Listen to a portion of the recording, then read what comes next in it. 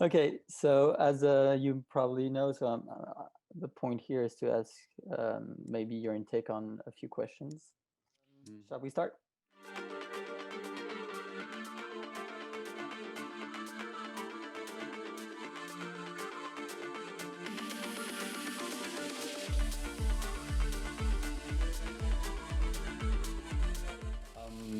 I think not much have changed in the sense that we always need to figure out what is people's motivation. Yeah. And I offered moving motivators as an exercise, as a tool, as part of the Management 3.0 or toolkit. Mm-hmm. And it's just that some motivations perhaps become more clear than previously before the COVID-19 crisis. So, for example, I know a manager told me that since people were working from home, some of his team members got a little bit depressed because social contacts was very important for them, the relatedness to their colleagues. Mm-hmm. And they were at home at the kitchen table day after day, feeling very disconnected with the rest of the world, while others are happily working remotely and enjoy the freedom. So the impact that this has is very different on different people, apparently. And it starts with just awareness. So what this manager did was simply inviting people to his house every now and then. Okay, well, just come to my apartment then, and we'll work together for 2 hours, and motivating others to get together within the regulations and restrictions that of the of the government. But for sure, you can invite 2 or 3 people as long as you keep socially distant. No worries, drinking coffee and doing a bit of work. You just cannot go to the office with hundreds of people anymore. Yeah. So that's a creative solution that I think is an example of what you should be going after with as a team leader. As I said, some needs will become more apparent than others. Yeah, definitely. And I think really have to be contextualized to what people really feel, because as you said, it's very different from one another. Yeah. So, yeah. And do you think like this can be an opportunity as well to change the way we work, basically? For sure, because there was this meme on, I don't know, Facebook or Twitter with a poll a while ago that asked who had the most impact on your organizational transformation. Was it management, or was it the team members, or was it consultants and coaches, or was it COVID-19? Yeah. And most people voted COVID-19. Yeah, well, that's understandable. So it's an obvious thing that finally some organizations were pushed into this uncharted territory of remote working and digital transformation. Now they had to. It's like pushing someone in the water and then say, swim, swim. Yeah, definitely. While they were a bit too scared to dive in. So I think that's a good thing. They learn swimming. It means, that they will get used to a new situation where probably part of the workforce is going to be working remotely, and some people permanently, some people maybe off and on a couple of days per week. But for sure, it will have an impact on the average commute, on the way we organize meetings. Definitely.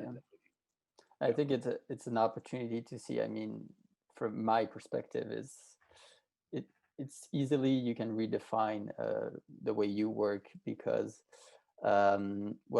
before maybe the current situation of the COVID-19 pandemic, I mean, we didn't even ask ourselves. We were going from a meeting to another physically, sometimes taking the plane or the train or things like that. We didn't even ask ourselves the question if it was needed to be physically there. Right. Yeah, it was normal. Yeah. Yeah, exactly. So I mean, after there's a lot of debate you can have about that, but I mean, I think it's kind of a nice opportunity to see how you can redefine the way you work, and what was supposed to be like non-questionable, before can be now. Right. Yeah, exactly. And I remember last year when I was at some event in, I don't know where it was, Germany or something, and I had to take a train in the morning to go from my hotel to an event Hmm. location, which was a bit outside of the city or away from where I was. And then I was among the people who were commuting to work, and I was like, wow, this is something I did 10 years ago. Yeah. I was not used to that commute anymore. It was Mm. completely normal for me to be working remotely and only travel when I had to Hmm. be at a certain location, and but do everything digitally. But only then I was confronted with the fact that for many other people that was normal, that they Mm. sit on the train every morning, they go to work or Yeah. on the bus or in the car.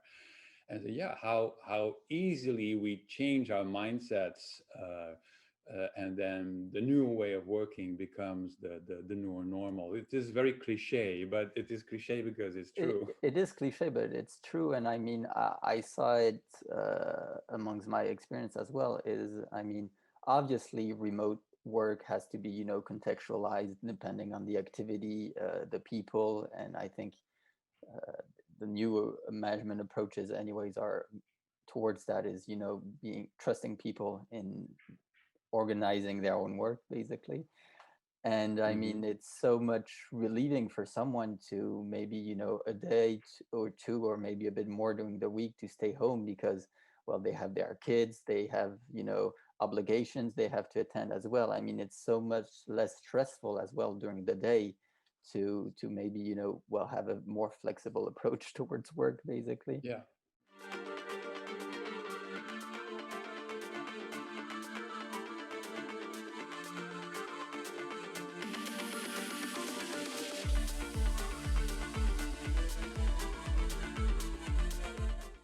Well, in I think in this case, particular case is the biggest mistake is not realizing that things are very different Mm, in the way we need to work. I mean, you cannot just expect the same thing from people who are working remotely from yeah, their homes and uh, uh, um, expect the same kind of output, expect the same kind of collaboration without putting any efforts in, because you're saving money on office costs and on office space and everything, but you'll have to invest in other things yeah, yeah, instead, because no matter how you turn it around, face-to-face communication in the same room still beats every other kind of communication. yeah. So it is more difficult for people to be productive and collaborative over a Zoom meeting, Mm, and yeah, so that's and for some kind of jobs, it is almost it is a crucial part yeah, of how they operate. mm, My partner knows a lot about diplomacy in Brussels, for example, about negotiations, and he says it's like impossible to negotiate at the European level among diplomats if you don't see each other over lunches and yeah, dinners, and because that's where usually you get to know people personally, and you need to know exactly. that you need to have that personal contact in order to get things done from others. And It's very interesting because I would totally relate to that, or understand, is like, I mean, I've been working with some Asian countries, and in Asian countries the decision making process is very different than in Europe, basically. And mhm, it, meetings are only here to put a stamp on a decision, for example, but the right, whole decision process is kind of not straightforward. It is done, and you have to be aware of that. And without meeting people, you cannot be aware of it. So, I mean, right, with the current situation, it's very hard for some businesses over there to have to basically work, because the whole decision process is usually done at lunch period or after work while drinking or things like that. Exactly. Yes. Yeah. But that being said, I tweeted out a photo of the European leaders a couple of months ago when they finally, after a lot of negotiations, agreed on supportive packages for various countries Hmm. in Europe, and that was super hard. And the photo showed that they were all on webinar calls with each other, all those world leaders. I said, look, you see, it is possible, even when world leaders can agree Yeah, on hundreds of millions of euros of support yeah, definitely. over webinar calls, then we should be able to do some things over webinar calls. But of course, Angela Merkel and everyone else, they know each other also at the personal level Yeah, because they have met. They have met Prime Minister Rutte in my country and everything. So you need a bit of both. So I think the danger is not realizing that, just hmm, making like a switch and say, well, it's now business as usual, only everything is remote. And then I think, no, then you're missing something that is essential, the glue yeah, to make definitely. collaboration work. So yeah, that's the first thing that comes to mind.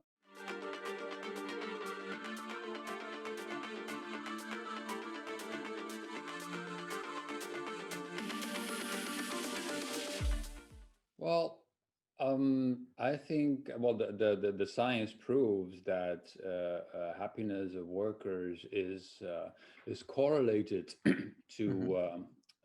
to productivity and business performance. Now, correlation does not mean causation. It does not mean that happy people will lead to higher Yeah. productivity. It can also be the other way around, that higher productivity makes people happier. But for sure, it is important to realize that there is a correlation, and probably it is a virtuous circle. So if you invest in people who feel good about themselves, about each other, and the Hmm. work that they do, there's a good chance of having more productivity and more success as a business, and that will in turn have people be happier again, and so you have this virtuous circle Exactly. going up. So that's the point I have tried to make with managing for happiness, that there is a case, a very strong case to invest in not only motivation, but also happiness in general, because Exactly. they're correlated, of course. But motivation I see as purely related to the job that you are doing. Hmm. Like, I enjoy doing interviews. It motivates me when people ask interesting questions and I make me think, etc. So that it relates directly to the work that I'm doing. But happiness is me just feeling good Yeah. about having. I went for a run this morning. I feel healthy. Some people meditate, whatever. And that does not directly relate to the work that I'm doing now, but it does make me feel better while I am Yeah. while I'm working. So yeah, it is for sure. There's a relationship there. That's interesting. I think it correlates to what you were saying before. Is, I mean, obviously, if you are more aware as an executive that the current situation is different than before, and that you have to change your organization and the way you deal with things accordingly, I mean, and you have to take into account that motivations for people maybe have changed. And moreover, if you are more flexible with maybe home officing or more flexible with the results, then their happiness will basically meet with, well, be linked to that as well. Yeah.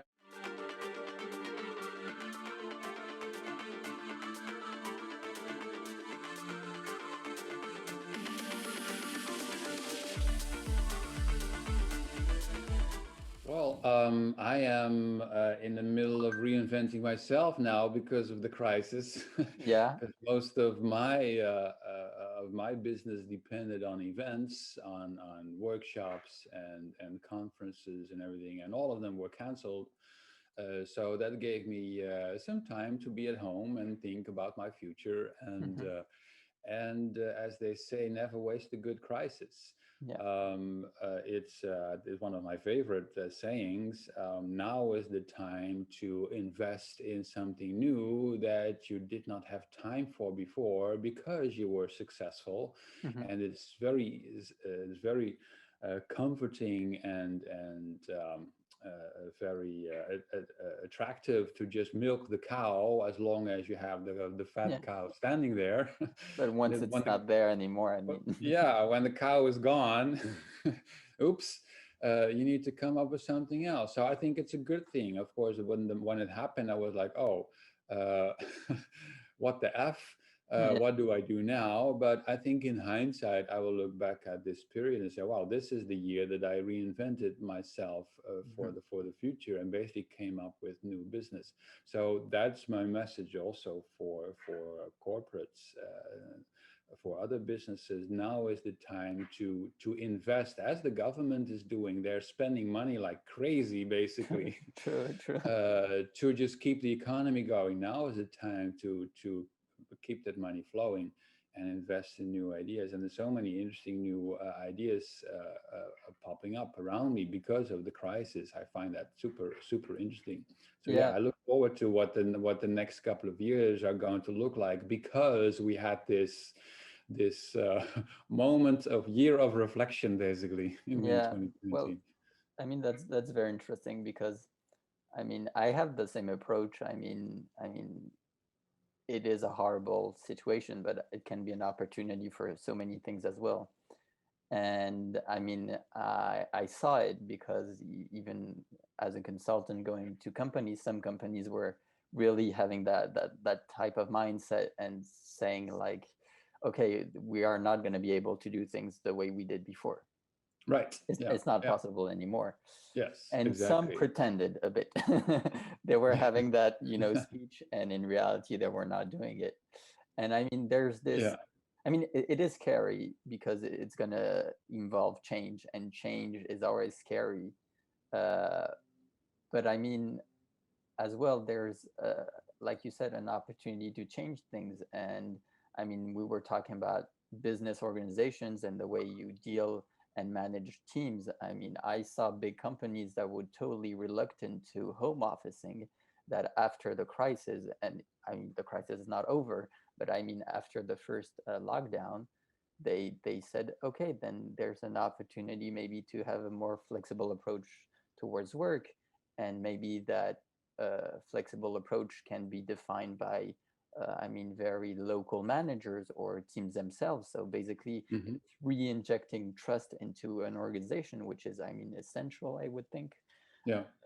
towards well new approaches. Yeah, yeah. I have no idea how organizations are reinventing themselves Hmm. now. I look forward to seeing those results, but you always look at things in hindsight, retrospective Yeah. coherence, they call that. Looking backward, everything is going to be obvious, but looking forward is completely impossible. Exactly. But I'm sure things will change, because every now and then you just need to be shaken up a little bit.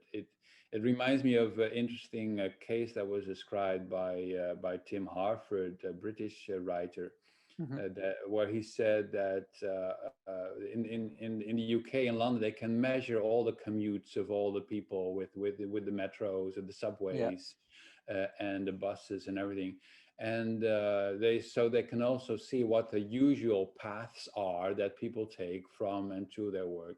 And then for a couple of days, the subways were not working, Hmm. so people had to find alternative routes. And then when things were working again, about 5% of people stuck to the new routes that they had found. Okay. Okay.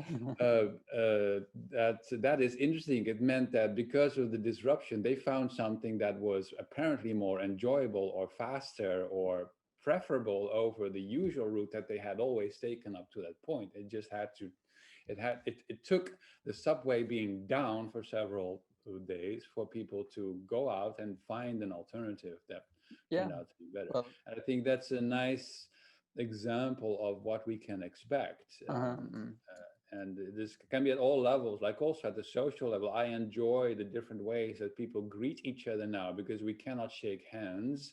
Or kiss So like we do here. yeah, where people use elbows or they Elbows. bow or Yeah. they whatever. And I think some of that will stick because there are people who did not enjoy the handshaking or the kissing or the hugging, whatever. And some Exactly. of that will, That's a very interesting point. that was normal. Yeah, exactly. And there will be new patterns that emerge, and some people will stick to, well, I will always bow for now on, Yeah, like the Japanese, yeah. but we will keep Well, at respectful social distance. it's very interesting because I think I would like think the same way that you just said. I mean, there's going to be good, patterns that are going to emerge, and it's going to become the new, reference now. And I mean, even towards hygiene, I mean, it wouldn't surprise me that after this crisis, we would have to keep the mask in public transportation, for example, or we would have to take our shoes off when we enter home, like we do more and more now, and that Right. we're less and less used to doing. So Exactly. I Yeah, think yeah. it's We're now more aware of hygiene. what it Yeah, takes to exactly. be hygienic. Yes, exactly. And also, yeah, at the business level, because these are all analogies and metaphors, of course. But at the business level, we will find other ways that turn out to be more efficient, more Mm, enjoyable, whatever. I have organized so many co-located workshops, mhm. but most workshops are now taking place online, Yeah. and that has drawbacks but also benefits. So that is something that I'm looking forward to from my perspective, Mhm. how to organize alternative ways for people to earn their certificates, to complete learning Yeah. programs, etc., from 2021 that does not involve you to go to a classroom for 2 consecutive days Mhm. anymore. That is enjoyable. I have done it many times, but there are other ways that fit maybe better the new age that Well, we are it is entering. an opportunity to question the status quo. I mean, yeah, as you said, I mean, it's not being a certification doesn't mean we have now to apply for a 2-day training where usually it's a lot of theory and maybe Yeah. old theory sometimes even. Mhm. So it doesn't usually relate once again to I mean the current situation.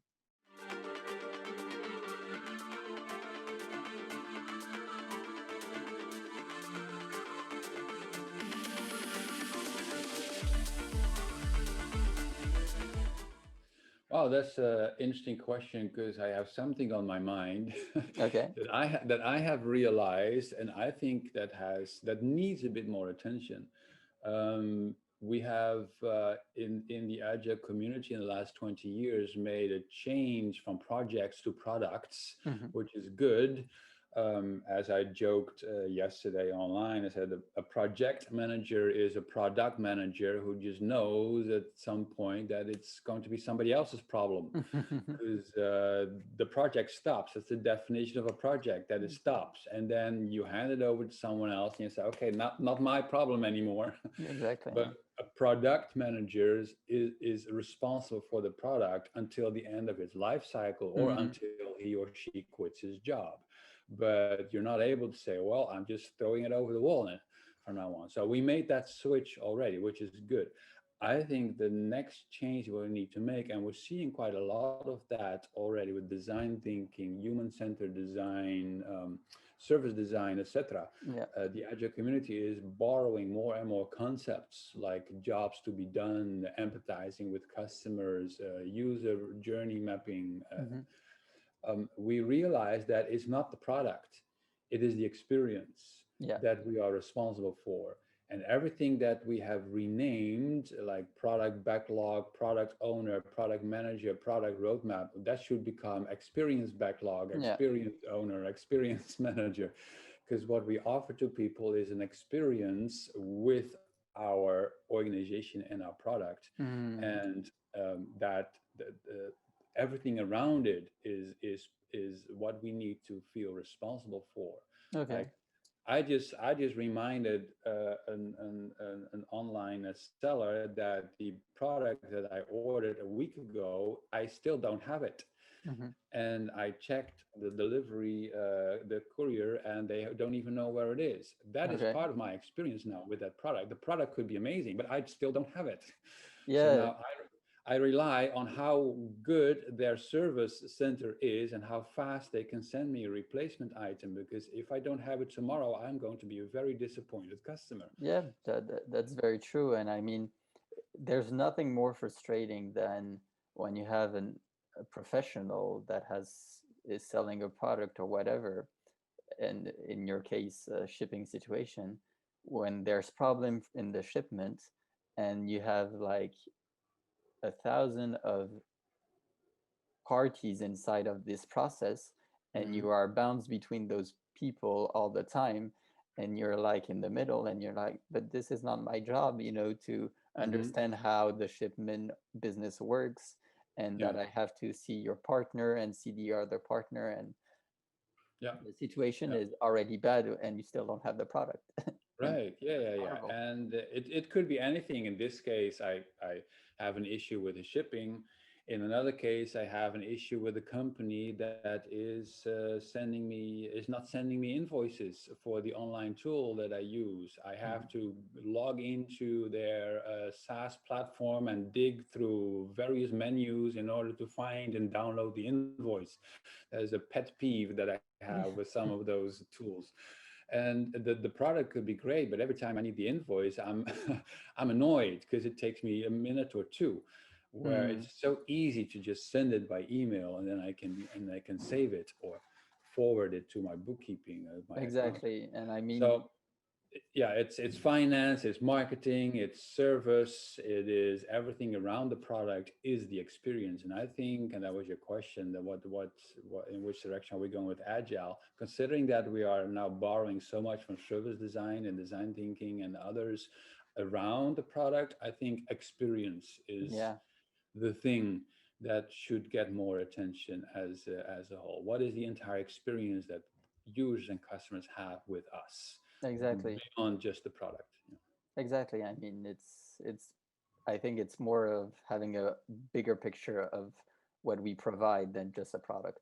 Yeah, exactly. Yeah, because that is still a handover. Even if you, as a product manager, you feel responsible for the product until the end of its life cycle, you offer the product to the customer, and then you're like, okay, my job is done. Now Yeah, it is exactly. now Mm, is the job of the service center and finance yeah. and support and whatever. That's still a handover.